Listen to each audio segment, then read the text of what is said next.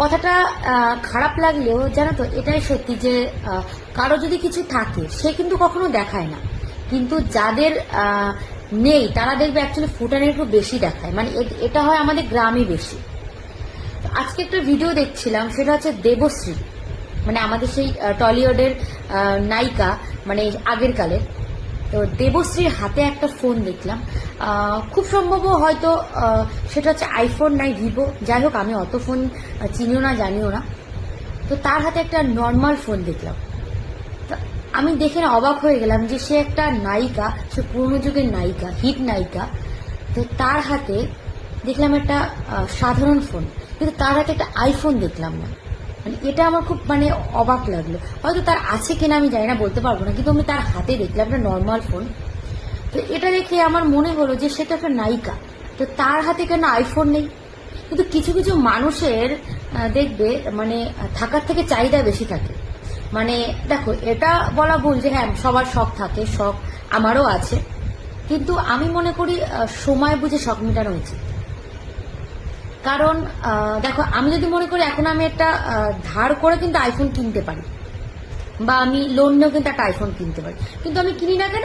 আমার ভালো লাগে না। কারণ অত দামি ফোন হাতে নিয়ে আমার মনে হয় না কোনো লাভ আছে। যদি আমাকে মানুষ পছন্দ করে তো এমনিতেই আমাকে করবে। এটাই হচ্ছে ব্যাপার, যে সেটা নায়িকা, তার হাতে একটা আমি সাধারণ ফোন দেখলাম। কিন্তু আমাদের সমাজে কিছু কিছু মানুষ আছে যে তাদের থাকার থেকে চাহিদাটা বেশি। মানে তারা আইফোনে এরকম এরকম এরকম, মানে অ্যাকচুয়ালি তারা দেখাচ্ছে কিন্তু যে আমার হাতে একটা আইফোন আছে, দামি আইফোন, যার দাম 1.5 লাখ থেকে 2 লাখ। মানে এইগুলো কি বলতো, অ্যাকচুয়ালি দেখানো ছাড়া আর আমার মনে হয় না কিছু।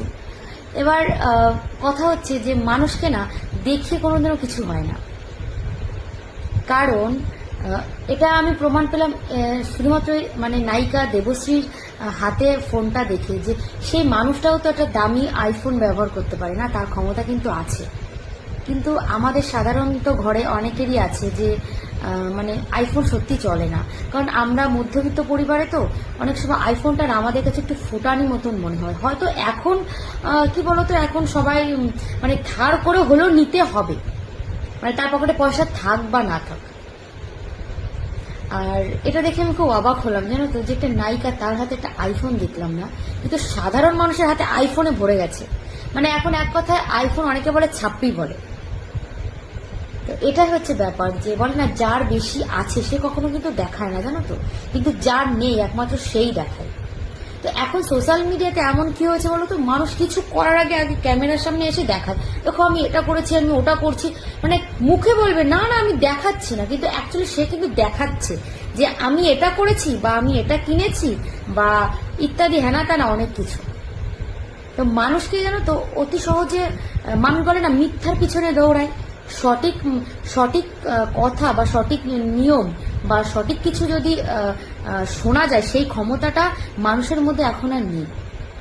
শোনার যে ক্ষমতাটা জানো তো এখন আর নেই মানুষের, তাই মানুষ মিথ্যের পিছনে ছোটে, সত্যির পিছনে কিন্তু মানুষ এখন ছোটে না। তো বাইরে দিন অনেক চমক মকো অনেক কিছু দেখা যায়, কিন্তু ভেতরে হাত দিয়ে দেখো খোল পুরো কিছু নেই ওর মধ্যে। এটাই হচ্ছে ব্যাপার। কথাটা শুনতে খারাপ লাগলে এটাই কিন্তু বাস্তব।